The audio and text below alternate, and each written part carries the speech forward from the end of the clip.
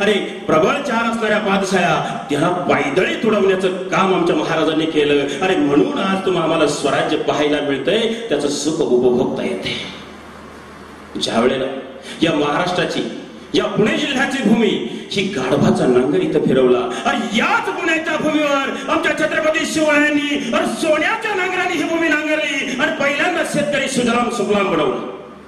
आणि मग कुठेतरी पुणे हे डेव्हलप झालं.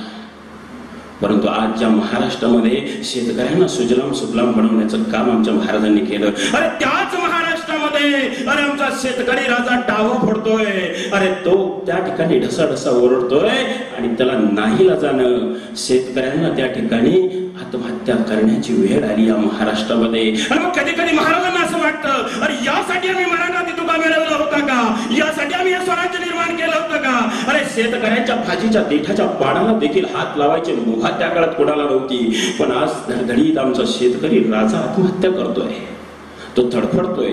आणि त्याला एकच आशेचा किरण दिसतो, आणि तोही कधी कधी टाहू फोडून ओरडतो, आणि त्याला एक आशेचा किरण दिसतो, ते म्हणजे राजे. आणि तो ओरडतो, तो टाहू फोडतो, राजे राजे तुम्ही पुन्हा जन्माला या, तुमच्या शिवाय आमचा कैवार आता कोणी उरलेला नाही. राजे तुम्ही पुन्हा जन्माला या.